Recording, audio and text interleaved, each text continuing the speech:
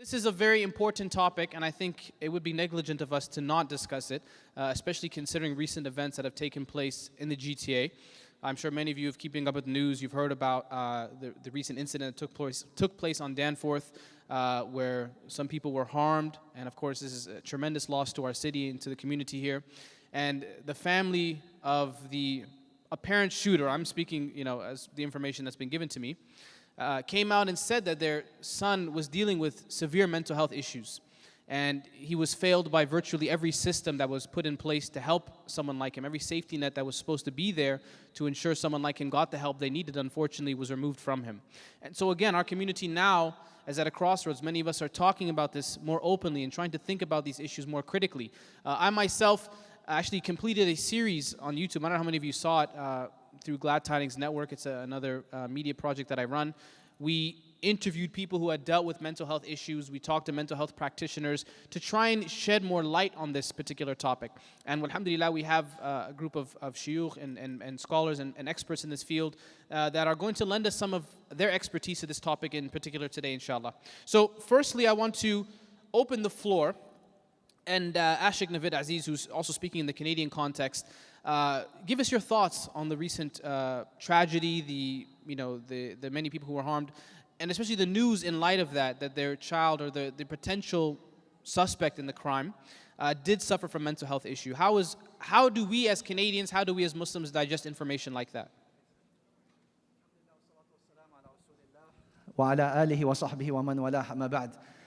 When you look at such stories, subhanAllah, they are very tragic, and there are a lot of lessons that can be learned. And I think that's the focus of tonight is, what are the lessons that can be learned so that history does not repeat itself? The first thing we want to look at is that you can see that this family was struggling, and even the individual themselves was picked up twice by the Mental Health Act, by the police themselves. So clearly, even the police was not able to do something at that time. But this is not to take away anything from the police, it's more to focus on society itself, that there are going to be people that are struggling at all ages of life. Children as young as 6 years old are now developing anxiety disorders. Think to yourselves, what does a 6-year-old need to do in order to develop an anxiety disorder? What is happening in their life that this is happening to them? This shows us that life is just getting more hectic as it is. But our solution to that is creating more awareness about these issues. Clearly, within the Muslim community in particular, and in society in general, mental health is still a taboo topic. In fact, even the very language we use is not appropriate often. How easily we use the word crazy, or how easily we use the word retarded, or how easily we use other synonyms similar to those that are not appropriate at all. And these words stigmatize. They do create a stigma for those people that actually are suffering with mental illnesses. Number two, a lesson that can be learned is, why is it that as a community we're always reactive? It's a natural reaction to be reactive to something, but someone commits suicide, okay, let's start talking about suicide. Someone has, shooting related to mental health, let's start talking about mental health. That is a natural reaction to have, don't get me wrong. But what I'm saying is we should be more proactive as well. We should be discussing these topics well in advance, and we should be making sure that people are trained at all levels, starting from parents to teachers to imams to increasing counselor services within our masajid, so that anyone that needs help easily knows where to get it. And that's why, alhamdulillah, it's such an honor and privilege to be a part of tonight's panel, because we're trying to be a part of that solution. And the third and last thing that I'll share over here is the importance of recognizing the pain of the family. SubhanAllah, this family has gone through so much hardship, from losing a daughter to having another child that was in a coma and was involved in criminal activity, to having this happen to their family. This shows, subhanAllah, that there are some serious issues happening in our community that need to be addressed. And what I loved about Brother Ammar's talk, the way he ended, be that hand that helps people. We have enough people to judge, enough people to criticize. We don't have enough of those hands. And so regardless of whatever our issues are on an individual level, we need to develop that mindset. What can I do to help pick someone up? And if we each took that responsibility of helping one person per day, we could make a huge difference in everyone's lives. I know our time is very limited, but those are just 3 of the lessons I wanted to share from this incident. Wallahu a'lam. Jazakallah khair, Shaykh. Thank you very much. We also have on our panel Dr. Noor, who is a member of the Muslim Medical Association of Canada. Thank you very much for being here. Doctor, we wanted to ask you, of course, there are sometimes varying symptoms for various mental health conditions. For example, something like depression, some people may not truly know if they are depressed or if their family member is depressed. They may just be dealing with a level or a period of sadness in their lives, or they may be dealing with, maybe a time when they don't feel the same way. How does somebody actually know? What are some of the signs or indicators if somebody's actually dealing with a real mental health issue or crisis versus perhaps just, maybe in a state of sadness? Assalamu alaikum. Thanks for having me here. That's a really good question. It's not an easy one to answer. Otherwise, you could just Google your diagnosis, which I think pretty much everyone does nowadays anyways. Essentially, you would need to meet with a licensed and qualified medical health professional who would need to take a complete and thorough history, physical examination, and then use our diagnostic criteria to come up with a diagnosis if there indeed is one. But a short answer, which we commonly use as a principle, is that if there is a set of symptoms that affect your ability to function on a day-to-day basis, that usually qualifies it as being a mental illness. So if you're finding that you're experiencing something that's affecting your ability to function on a day-to-day basis, in other words, get out of bed, perform your daily duties, show up to work, have meaningful relationships and interactions, these are all impaired, it's usually a sign that you would fulfill the diagnostic criteria for a mental illness. Okay, thank you very much. Jazakallah khair. Shaykh Yasir Qadhi, it's an honor to have you here in Canada, alhamdulillah. Question for you. Is there a relationship between Iman and mental health? Some people will blanketly say that, you can't be a believer if you're depressed. You can't be a person who truly loves Allah subhanahu wa ta'ala if you're in a state of depression. Can you comment on that notion? Bismillahirrahmanirrahim. Alhamdulillah wa salatu wa salam ala rasulillah wa ala alihi wa sahbihi wa walaha ma ba'd. Jazakallah khair. That question is actually a little bit painful for me personally because, and I take full responsibility for my own mistakes, it was a common theme amongst many religious clergy, and this is something I heard from my teachers, but I take my responsibility for it, that if you have strong Iman, then you will not be depressed. You will not go under any type of depression. And that all you need to do to overcome, mental stress, anguish, grief, is to have a relationship with Allah. And again, I take my full responsibility for saying what I said, yet it must also be said that this is a common motif in many religious circles, and I heard many of my own respected teachers saying this, and I as well, at one phase of my life, said the exact same thing. And I used to say publicly on stage, and I used to give my Aqidah classes, and obviously I'm not a psychologist, but when I would be asked, I would go beyond my realm, which is one of the most common problems of many students of knowledge and ulama, that they go beyond their realm of expertise. And I would comment on something that I should not have commented on. And I want to make it clear, and I want to own up to this mistake, because I want to speak especially to the students of knowledge and imams and ulama. And if you know of others, you can ask them to listen to my lectures on this. And that is to state that the notion of having understood the human mind is absolutely incorrect. We are still discovering, as we speak, the intricacies, the profundity of consciousness and of the human mind. There is no simplistic understanding of all problems are this or all problems are that. It is a multifaceted, multidisciplinary enterprise, and therefore one cannot categorically state that all mental anguish is an Iman-based issue, nor can one state that that mental anguish has nothing to do with Iman. Sometimes Iman plays a role, sometimes it doesn't. It's as simple as that. And there's no easy way. No scholar, no psychiatrist can definitively pigeonhole somebody. Sometimes it is multifaceted. What one can say, insha'Allah ta'ala, with a level of confidence is the following. Generally speaking, having good family, good friends, good faith is a helping mechanism.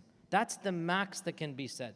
Sometimes you can have all the helping mechanisms and still fall through the cracks. It's not a guarantee. Just because you have Iman or a good family or good friends, you might still be struggling with something that is maybe hormonal, maybe a mental imbalance, maybe something that is beyond your control. What can be said with, inshallah, some definitive authority is overall, having religion is much better than not having it. It's not a guarantee, but it helps, and it helps in many people and not all people. And religion, of course, helps in many ways. Obviously, I don't have time for a lecture, but just 2 or 3 points. For example, number 1, belief in qadar. Belief in qadar. Imagine if a Muslim truly believed in qadar, believed that whatever happens is the qadar of Allah subhanahu wa ta'ala, is content with the decree of Allah. The way that they're going to view the world and the problems that happen to them will be radically different than the one who does not believe in qadar, right? Number 2, the sweetness of Iman. Having a pain, a problem, a suffering, and not being able to find the sweetness is going to make that pain 10 times worse. But imagine if a person, did find a sweetness that is very powerful, and, all things put aside, obviously, the sweetness of Iman is the strongest sweetness. Imagine having a relationship with Allah, the dhikr, the Quran, sajda, tilawa. Generally speaking, if you have that relationship with Allah, it is a very positive factor. It's never going to be negative, that's for sure.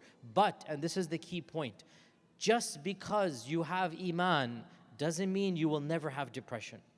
Sometimes you're struggling for causes beyond what you can control. Sometimes it is a genuine problem that you need help or medication that is beyond what a scholar can give. So the bottom response is that it is a complicated issue, and when you're going through these issues, then seek help from those whom you love and you trust, from family, from licensed therapists. They can do what scholars cannot do. And also go to a respected scholar who maybe can give you some spiritual advice that, can help you in your... So get help from whenever you can, and inshallah, in that process, the people that you're going to will be able to guide you, and you'll be able to also see where that help is coming into effect. Sometimes some spirituality will give you more benefit than going to a therapist, and sometimes going to a licensed or a counsel, a therapist is going to help you more than going to a sheikh or scholar. Go to both of the specialities, and inshallah ta'ala, obviously always make dua to Allah and help. And if you are, by the way, approached by somebody, like we just heard Ustad Nir and others say, then be the helping hand. Inshallah ta'ala, together as a community, we can do our best to minimize. You can never prevent, we can minimize and fill in the gaps, and may Allah subhanahu wa ta'ala make it easier for all of us. Amin. Jazakumullah khairan, Shaykh. Shaykh Abu Eesa Namatullah, there's a term that is floating around, some people refer to it as social media depression. People who are consistently, and we know many young people today are through Instagram, Facebook, Twitter and such, seeing images of people who live these lavish, luxurious lifestyles, people who are, because through social media you really only see the good moments. People report feeling down after they go on social media, or consistently being involved in social media makes them feel less content with maybe what Allah subhanahu wa ta'ala has given them. Can you comment on that? Is that something you've come across? That's a very specific question. If you want a very specific answer to that, then actually that's recognized in the books of fiqh as well. Really? Yeah, there's always been a discussion amongst the fuqaha about the desirability of showing one's fadl, or one's wealth, or one's favor of Allah subhanahu wa ta'ala that someone's been blessed with, and displaying that. Because you have this dichotomy. You are meant to, Allah subhanahu wa ta'ala is beautiful, He loves beauty, and this is a hadith which people misunderstand. There are people who flaunt and want to show off, and there are others that don't want to do that and are maybe well off, and they have very good tailors, and they have very good, they have a good job and they have good cars, and but they're completely unaware of the negative impact it's having on people who are either A, envying them, or B, they are being put into a completely, not because of their fault, but depressive states, because they can't reach that, they can't achieve that, they believe that it's a loss. I remember when I was a lot younger, and the Tabligh Jamaat, Jamaat Tabligh, TJs, yeah? They used to, I still love them, but I used to love them a lot more when I had more time to be able to go out with them. And they used to, when they would go around their masjids, I never ever forgot as a youngster, one of the things that they would say. They would say that don't leave your belongings in the car and help your brother. Help your brother. And they meant that brother in humanity, Muslim, non-Muslim, i.e. don't put the temptation there to help them to steal something. Yani it could be a normal person just walking past, sees an easy opportunity and just tempts them that bit too far. This idea that we take some kind of responsibility for other people's states is not a legal discussion, it's a holistic one. And so therefore, I do believe that Muslims have a holistic responsibility, a very difficult one to balance, because on one point, there's entertainment which is halal. Maybe you want to promote that you're going on a holiday. Maybe you want to show people how a halal entertainment looks like, whatever. But at the same time, you've got to be aware what that will make many people feel like, especially when we know that social media is about a few people that grab the headlines, that make it look like that this is exactly how the world lives, when 99.999% of the time people don't look like that, don't stand like that, don't hold the camera like that, don't look like this. The way that they shoot their house or their car, whatever, it's a rental car, it's an Airbnb house, they're just blagging everyone, right? They're winging it and they're trying to create it. So there is a lot more to this than, and I absolutely recognize this, as someone who has an interest in psychotropic medication as a speciality. There are now people that are needing to actually go onto psychotropic medications in order to actually deal with real clinical depression, not just symptoms, as a result of not being able to achieve. So it is actually a lot more serious than we may think. So I don't want to be saying it's haram for you to show your fun and your happiness on your Facebook feed so that other people are going to fall into depression. But I do believe, like the scholars said, the fuqaha from min bab from the kind of like I said, a more complete, holistic Islamic approach, not a legal one, not halal haram one, that we should be careful about what other people perceive from us, even though it's not our fault, technically, if other people fall into conditions. Very good answer. Jazakumullah khairan, Shaykh. We're going to just quickly do one more round, inshallah, and then we'll close off. Shaykh Navaid, I think Abu Eesa brought up a really interesting point, especially around maintaining positive mental health. Oftentimes we're reactionary when it comes to mental health. We talk about, what do we do if someone's in this state? But what should we do to keep ourselves in a positive state? Are there any remedies? Are there any solutions? Are there any examples from the Sunnah that we can implement in our own lives to keep ourselves in a healthy state of mind and in a healthy mental state?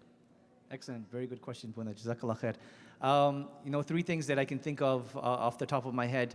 Number one is that if you've ever seen someone go to Alcoholics Anonymous, and they show it on TV quite a bit, there's a prayer that they make. They say, oh God, grant me the courage to change the things that I can, the serenity to accept the things that I cannot, and the wisdom to know the difference.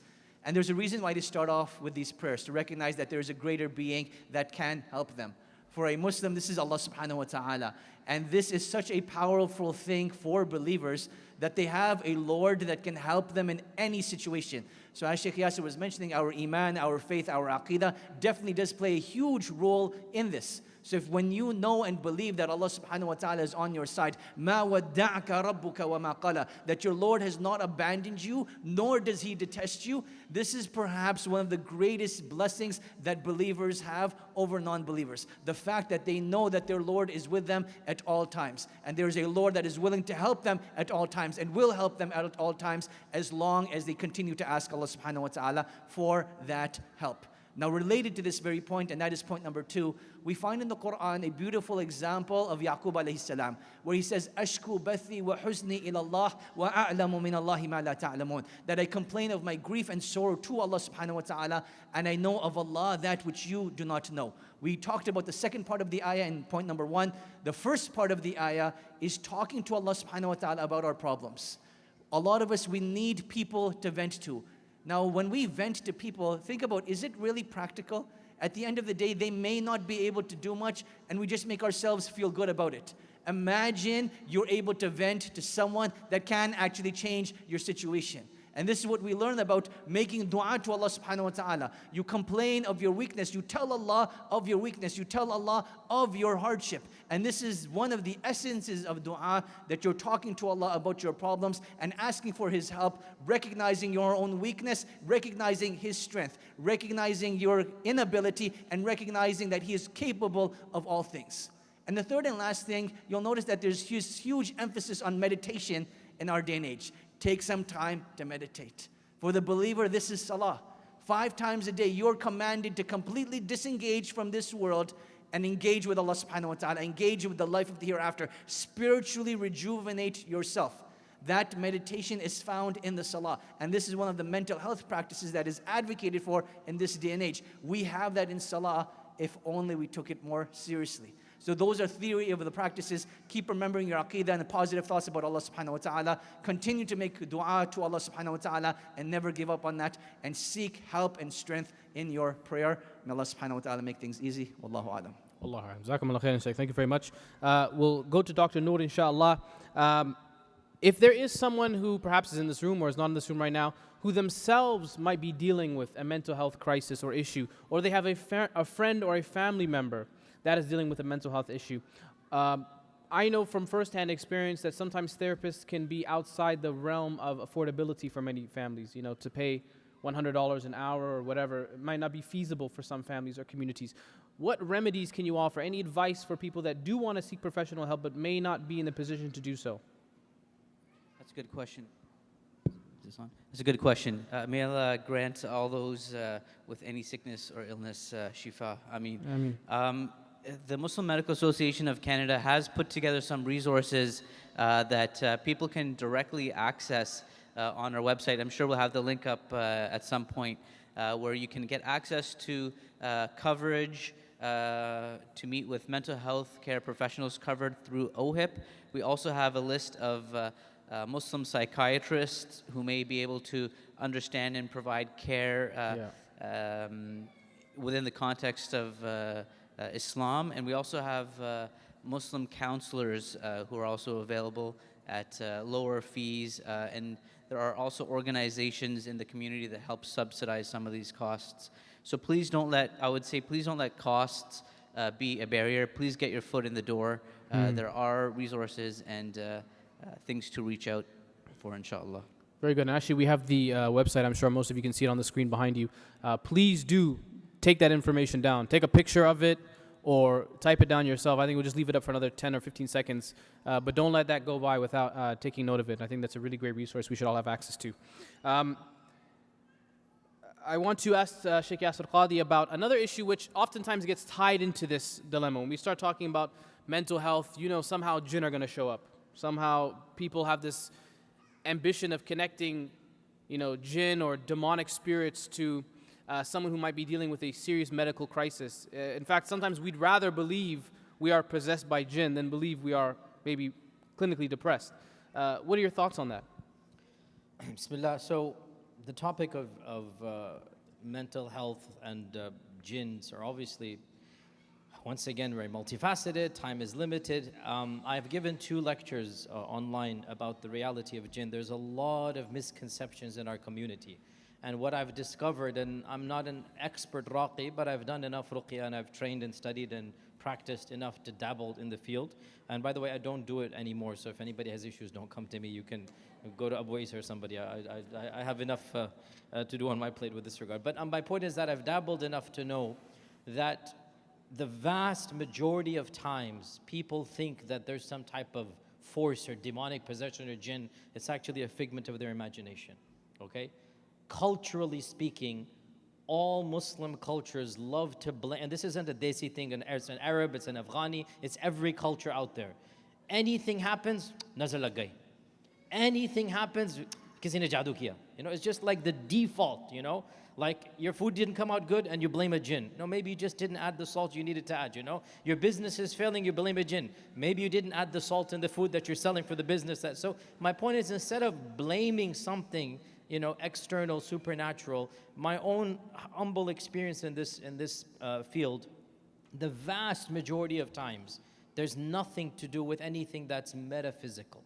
Okay, it's meaning, by here I mean demonic or jinn. Sometimes there could be obviously a mental issue or something that is genuinely, a problem, but not from the spiritual or from the metaphysical side.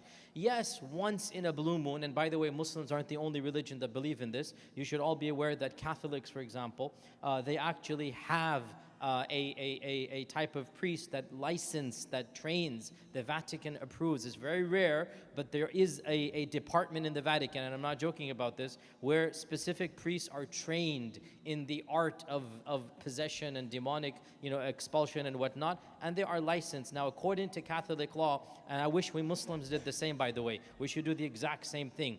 You do not get to that priest until you have seen a number of psychiatrists and they all say, we don't understand what's going on, right? You can't get to that person without having gone through the proper channels, okay?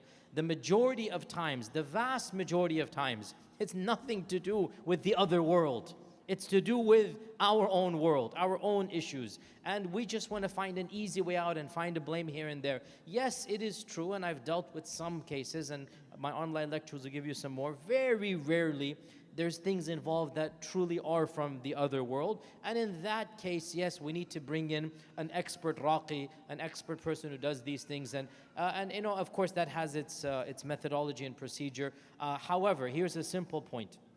Regardless of what is going on, whether it is this or that, we believe as Muslims that the Quran has a spiritual healing power. Allah says in the Quran, وَنُنَزِّلُ مِنَ الْقُرْآنِ مَا هُوَ شِفَاءٌ وَرَحْمَةٌ, that we believe, revealed in the Quran, that was a shifa and a rahmah for people. So the Quran is a shifa, it is a heal from the physical and the spiritual. So you don't lose anything and you gain a lot by simply reciting the Quran in the presence of the person who is physically or mentally sick. By the way, this is also physical. If you have a headache, recite Ayatul Kursi on yourself, no problem. If you have a fever, recite Ayatul Kursi and Fatiha on yourself. This is just spiritual barakah. It's not going to substitute the Tylenol. You take the Tylenol as well, right? But reading the Quran will give you some barakah. And we believe this as Muslims. So no matter what is happening, then it's always beneficial to read the Quran for the spiritual blessings that come. But the spiritual blessings do not substitute for the physical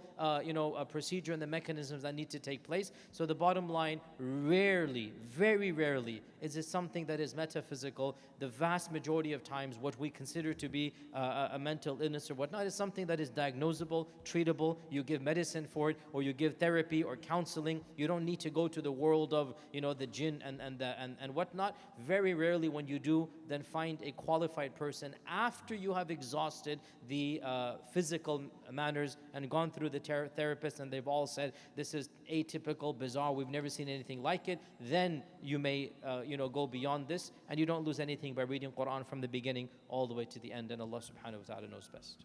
Jazakumullah khairan, Shaykh Yasir. We'll end off with Shaykh Abu Yusuf Namatullah. One final question for you, Shaykh. Why are you looking at me like that? You still with us, right?